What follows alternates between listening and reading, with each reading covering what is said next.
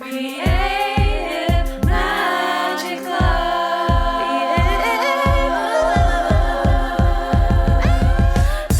What's up? This is Sarah Mack and welcome to Creative Magic Club. Together, we'll discover inspirational stories of creative entrepreneurs living out their dreams, doing the work they are most passionate about, and building wealth in magical and fun ways. While building a six-figure income as a writer and coach, helping other women to launch their dream businesses, I've connected with so many incredible people and seen it proven again and again that you can thrive financially doing whatever it is you are passionate about. I'm here to share life-changing strategies for mindset, making money, and reaching more people with your work in a business and life filled with creativity, freedom, and fun.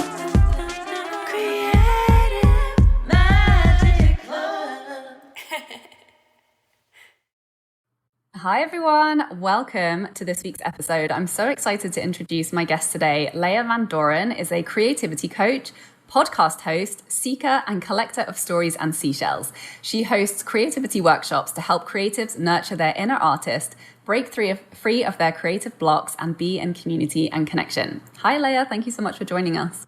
Hi Sarah, so happy to be here. Thank you for having me.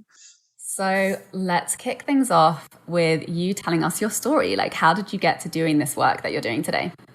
Yeah, such a good question because I love to hear people's journeys and stories myself. And I feel like, there's so many twists and turns, but then when you kind of land and you're able to look back at everything, in your life thus far, you kind of see how all the dots connect. And so for me, trying to make, in the very condensed version, I grew up in a very creative, artistic household.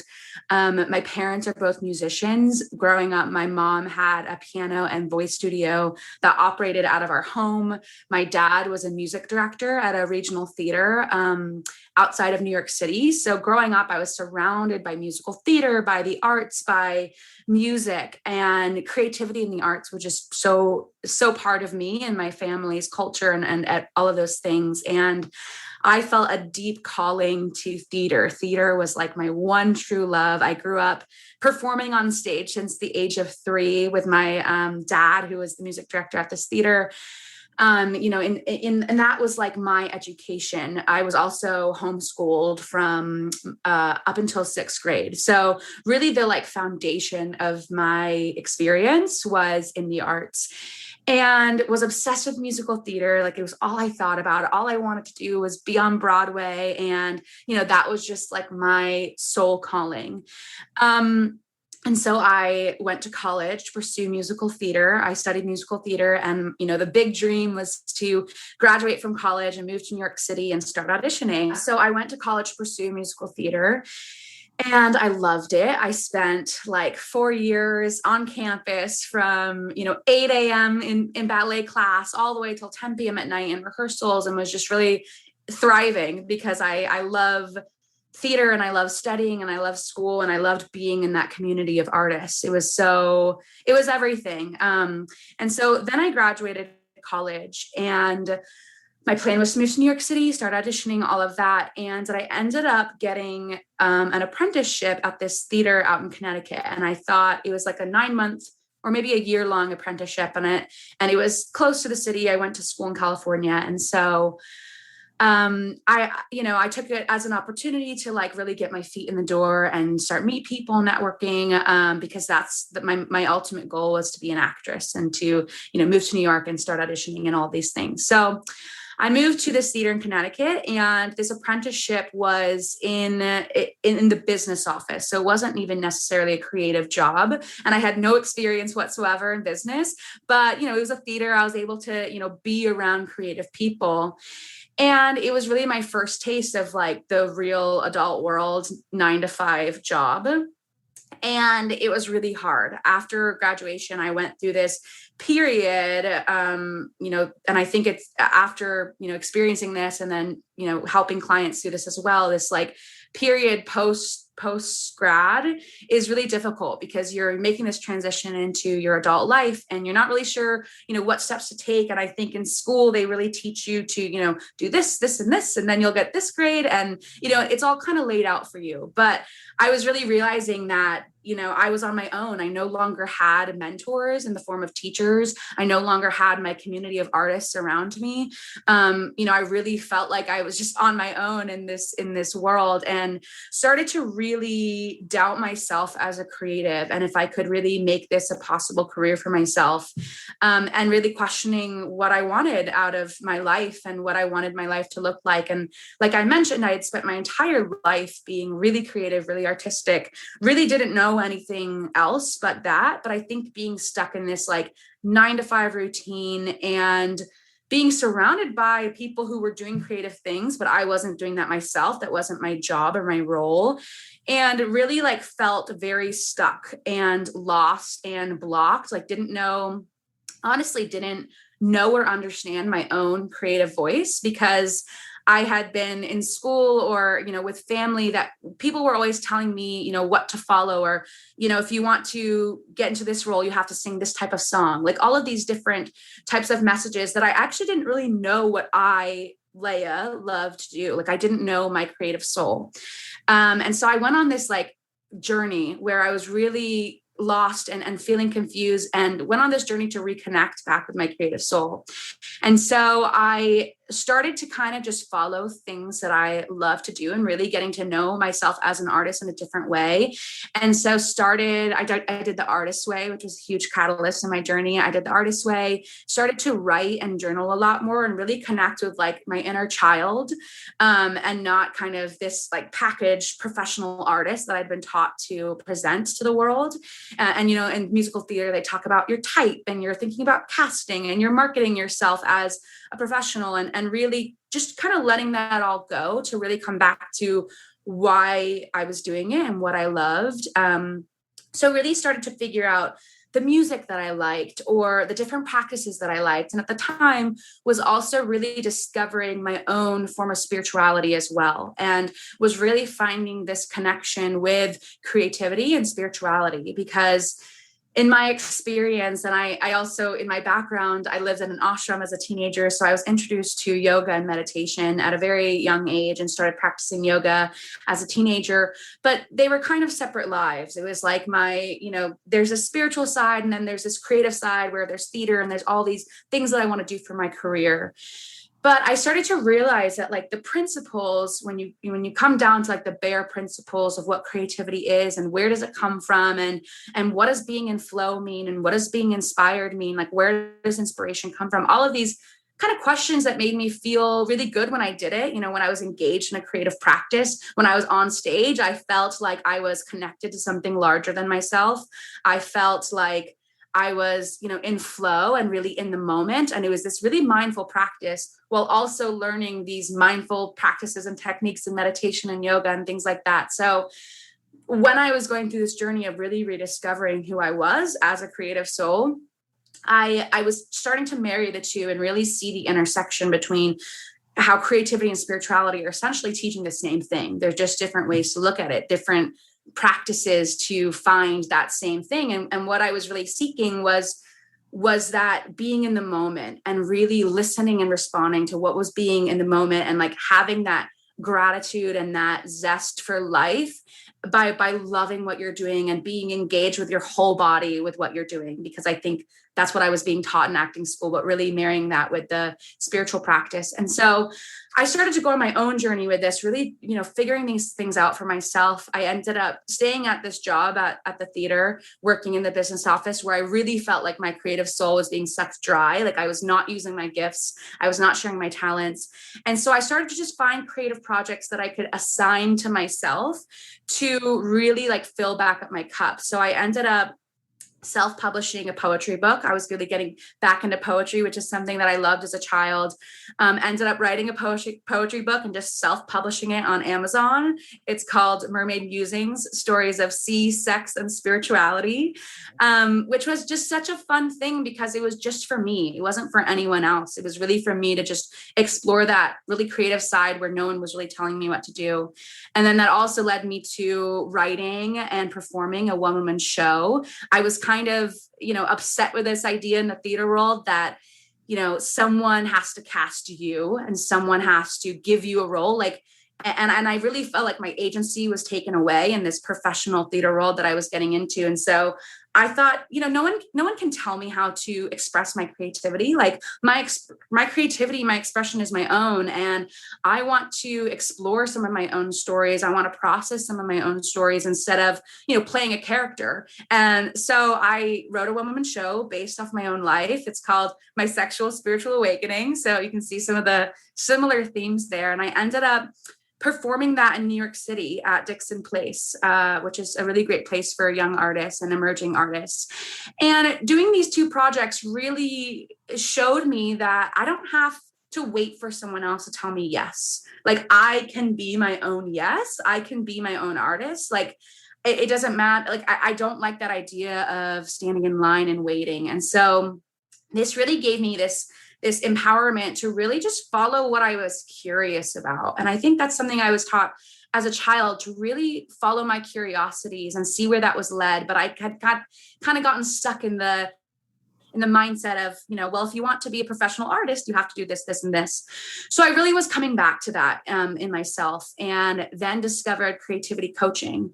I started, looking at some of the people like Eric Maisel, and I did B School with Marie Forleo, whom you mentioned, and was really just trying to figure out like a way that I could use this as a way to support my artistic practices and share this practice with others. And over the years, it's really evolved in many different iterations. I was doing one-on-one coaching, which I still do frequently. But now what I'm really passionate about is creativity in community and connection. And so I teach these creative workshops, which is really centered around listening to your inner voice without any external distractions, and really getting to know and spend intentional time with your inner creative soul and with your creative artist. Because I think there are so many different messages and external things that tell us, how things should look or what you should be doing.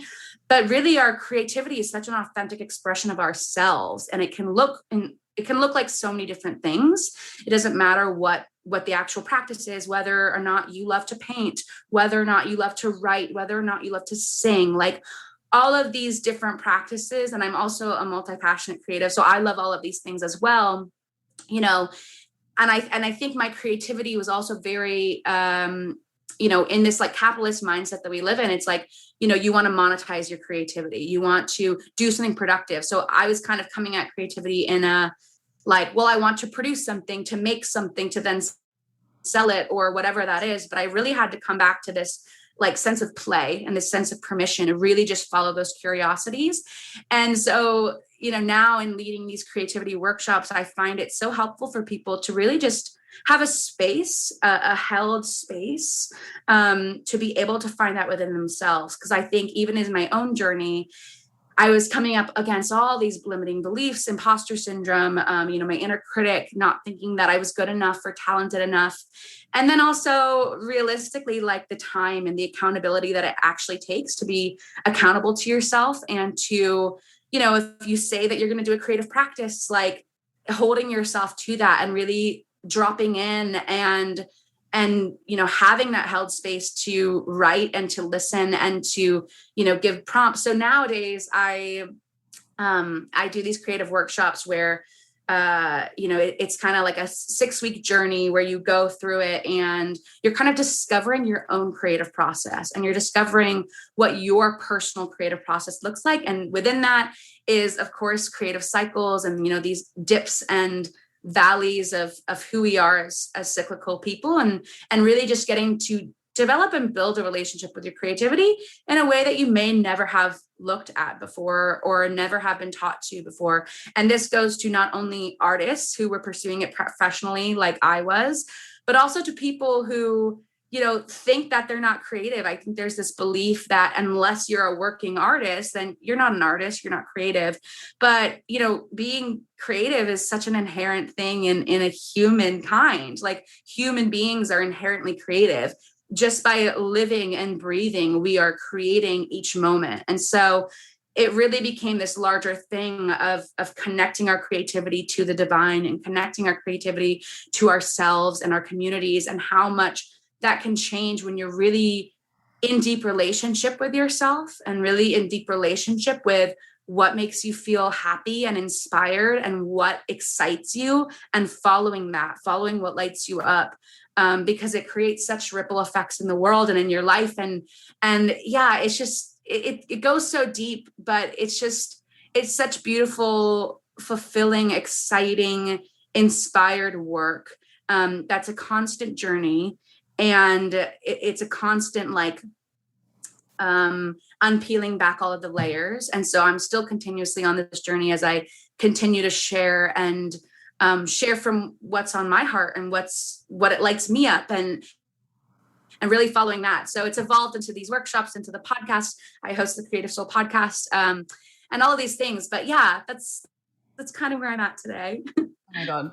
I love it. I love your story. I think so many favorite parts, but just the fact that you had this moment of like, I'm not going to wait for permission anymore. I'm not going to stand in line. Like, I'm going to tap into my creativity to explore my craft in the way that I want to and share my story. And I think it's such an important message, particularly for artists, because I know there is so much frustration around, like the gatekeepers of like people in the industry, and there is another way. And it's so empowering to hear stories like this, and to also just like, you get to give yourself permission, right? Like, to stop waiting for other people. So I love that part of your story. And I think another piece, which is really valuable in relation to artists and creatives, that is part of the value and like the skill set that a lot of artists bring, is that capacity to listen and the capacity to be present. And when we look at our world, like, the majority of our problems stem from a lack of listening, a lack of empathy, a lack of consciousness, and a lack of presence. And this kind of feeds on from the conversation that we were just having on, Leya just interviewed me on her podcast, which you should definitely go and check out. It was a really great conversation, because this is reminding me of another kind of colleague and client of mine, Lily Stiefel. And she had, part of her work is bringing artists together with companies to bring those skill sets into places where people feel kind of alienated or disconnected from their creativity. And, the more conversations are rising around like toxic workplace culture and, just like lack of humanness in so many of the spaces that are just running our countries. And so, that is one of the ways that I think it's so important for artists to recognize that that's a value that is so inherent and probably sometimes really taken for granted, like that capacity to know how to be in your body, to know how to be present, and to cultivate magic from that place. And that's something that all humans need more of. And because it really is just that lack of empathy of just being in our heads, being in constant distraction, not listening to our bodies. And so missing the signs and the cues about our health, it being easier to just kind of like disregard other people's desires and well-beings for personal gain, and just so many of these systematic problems that I really do believe creativity is the solution for. And so the fact that you're bringing this, you've identified that as such a skill of yours, and now bringing that to others through workshops to be able to cultivate that as a skill is really, I do think it's the future. Like, I do think it's the answer. And it's also, it can be very uncomfortable work too, right? Because I know for me personally, as somebody who's been through like a big burnout and a big kind of like emotional healing crisis, particularly as a Brit, because we're very uncomfortable being, talking open emotionally. I find Americans are generally more adept at being open emotionally than British people generally are. And I've been very much in my head because, that's just like a comfortable place to be when there are uncomfortable emotions in our body that we don't have the tools or the resources or the space or the support to be able to process. So I'm curious, like how that has shown up for you in your own practice and with clients that you're working with, kind of like moving through the discomfort of like getting out of our heads and into this kind of like unknown world of being present in our bodies and with sensation and with emotion. Yeah, that's such a good question, because I think that is the block, that like we're not embodied. We live in our heads, and in our heads is our inner critic, and in our heads is our imposter syndrome. In our head is, that judgment. And I find this a lot. And the way that I work with clients primarily now is through the art of writing. And it's funny because if you had asked me, a couple of years ago, if I considered myself a writer, I would say, no, I'm an actor, I'm a singer, I'm a dancer. I would never think I'm a writer. But I think writing connects us so intimately with our inner voice, with our inner thoughts. It's literally putting our thoughts and our beliefs and our visions on a page for other people to maybe see or not see, which is so vulnerable. And it can be really hard, when people are faced with that blank page, to even face that part of themselves, even when no one's watching. I lead workshops sometimes and people can get so paralyzed by that idea of the blank page because it's all of your doubts facing you and how are you going to get that out? And so the process that I've developed is really like an embodied writing practice to really get people, the purpose is to get people out of their heads and into the body. And so the way that I do that is through prompts and through, you hear from Julia Cameron, if you've ever done the Artist's Way, she does the morning pages, which are really stream of consciousness. The idea is to write 3 pages without lifting your pen off the paper so that you're not giving yourself that time to think. You're not giving yourself that time to, what am I writing about? Is this good enough? What am I even saying? Like, no, you get the thoughts out there, which can look like, sometimes I do my morning pages and it's like, I'm hungry, I need to pee, my stomach hurts, like, or like random disconnected thoughts that don't make any sense. But the idea is to get them out of your head and onto the page. So I've developed this process where in my workshops, we always start with a guided meditation to really drop into your body. So it's a chance to really tune into your body, see what's going on, see, where you feel tight, where you feel open, what are the cues that your body is giving you. Take a moment to just tune in and listen, and then start with a 5-minute brain dump. So we always just, and that's really just to like skim the stuff off the top off. So you just get it out on the page. And then through a series of asking really specific questions, really specific prompts where you don't have time to overthink. You don't have time to, really explore it. You're really just like allowing your body to take over and letting it flow out. And I find writing can be, and you can do this with other practices too, but writing, because it connects you to that like really intimate depth of truth, it's hard, but it's so rewarding when you kind of like get out of your own way and get your mind out of it. And like, you don't write from the mind, you write from the body. And so even there's a specific prompt where you tune into a part of your body, let's say your heart or your knee or your ankle. And like, what would your ankle say? What does your ankle have to tell you? And like really going deep and tuning into things that you wouldn't ever think of, because we have to get our thinking mind out of it, or else, true creativity, true flow can't really happen. Because if your mind is getting in your own way, then you're not actually present. You're not actually embodied. And so I found that that's the best way to really like open people up and learn how to remove their ego to really drop into spirit and really drop into flow. Yeah, I agree. It was the same for me. It was discovering Julia Cameron's The Artist's Way and doing the morning pages that was just such a pivotal time for me. And so now whenever I hear that somebody's like just picked up that book, I'm like, oh, this is so exciting. Like, what's going to happen next? Like, this is yes, totally. And I actually watched an interview from her, which was really mind blowing to me, but makes so much sense, that just this process of writing down your thoughts is, it's you calling all of your energy back, and it's you like letting go of any kind of toxicity, any blocks between you and yourself, or any other people's stuff that you've taken on that isn't yours, and really like flushing that out so that you can get in tune back again with, really your soul desires and how you feel and what's calling you and what's meaningful to you, and just creating that objectivity around it is so, so important in creating that clarity that allows you to turn it into action. And I love quoting there was a Harvard study that they did on graduates, and the difference was the people who, I think it was like the 10% of that class who had written down their goals had created like 90% more wealth or whatever their measure of success was than the people who hadn't. And it's so powerful to just, like get it out of our head.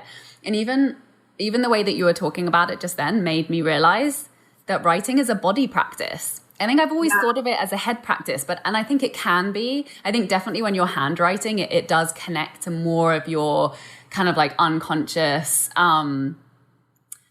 like your soul voice versus like just getting what's in your head out on paper.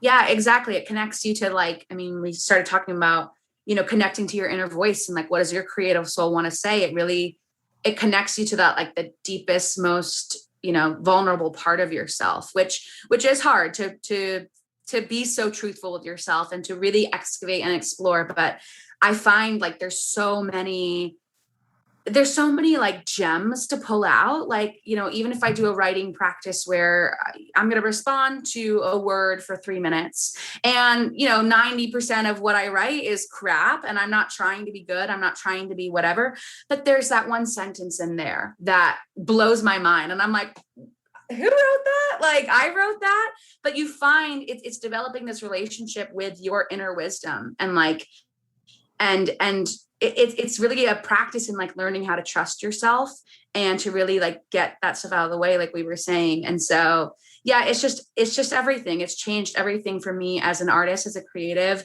and really just learning to build deep relationship with myself. Yeah, totally. And I resonate with so much of your story. We have a lot of parallels and one of those pieces was the same for me when I started working as a writer. And before that day, I'd never considered myself a writer, even though that was something that I did, very regularly and very consistently. But I also think that anybody who can write can be a writer, like anybody who can put words on the page, who's willing to make that connection with themselves. There's so much stigma and like hierarchy around labels and, particularly in creativity. And I think it's just such a powerful tool that like, if you know how to write words and get your thoughts out on the paper, it's a tool that you can use for your own self-development, for your own self-reflection, and for, sharing your voice and getting your message out there. And so for anybody who, and I had a lot of hangups about it because I was like, who am I to call myself a writer? Because it's kind of this like hallowed title that's like only special people who have like a best-selling book can really consider themselves a writer or whatever. So if anybody who's listening has imposter syndrome about being a writer, just, claim it and enjoy that tool and that gift and that talent. Yeah, that's so interesting because I think I had the same thing where I had just never even thought of myself as a writer because I did theater, I wasn't a playwright. That wasn't what I wanted to do. I wanted to act and be on stage and sing. But it's so, yeah, it connects you to like your unique voice and your unique message that you have to share and really learning to trust that. And also, in like sharing your, like you said, sharing your message and sharing what you have to offer, because you do have to offer something and it doesn't have to look like, I think even with writing styles, like, because I'm not in that world. So I'm like, I don't care about your grammar. I don't care about your punctuation. Like, I don't care about any of that. Like, I care about you and like what you want to express and how then you are going to communicate that with others. Because, if we can't, the purpose then while we're developing this relationship to ourselves is to be able to share with others so that they either, might see themselves in you and in some of the stuff that you share, or they're able to kind of get this like look into your inner world and, kind of be introduced to new perspectives and new ways of looking at things. So I think it's so beautiful for so many different reasons, but definitely that being one of them of really being able to communicate and share your message in the only way that you can do it, because no one else can do it like you. Yeah. And it's so important, right? It's so important for there to be more representation of more diverse voices, particularly women. If you feel like you have a unique story that you haven't seen being told, it's so important for you to share it, because you know that there are so many other people out there who really will resonate and benefit from and really need to hear that. And fuck the grammar police, I say. Oh, definitely. Like that, not real. Leya, thank you so much for coming and having this amazing chat with us today. Where can people find out more about your work and everything that you're up to? Yeah, thank you. This has been great. So my website is just my name, leyavandoren.com. That's Leya VanDoren.com. And you can find some information about my workshops. If you sign up for my newsletter, where I share a weekly newsletter where I share writings from my own creative process. I also share a lot of writing prompts, a lot of kind of magical things to pay attention to. If you sign up for my newsletter, there's a free guided writing meditation. And so that kind of will introduce you to the work that I do and really learning how to tap into this inner voice and really write from the body and not the mind. And you don't have to be a writer to access this practice. So there's that. And then also I have a podcast, the Creative Soul Podcast. If you just search that on Apple and Spotify and all the other platforms, and check out Sarah's episode, which was really great. And then also on Instagram at Leya Van Doren, same thing. And you'll find all the links there. Amazing. Thank you so much for coming. Thank you. This has been so fun. Thank you, everybody. And please go leave us a 5-star review on iTunes to support the show. And we'll see you next week. Bye. Yeah. Bye. For more inspirational content, head over to my website withsarahmac.com and please support the show by liking, commenting, and subscribing.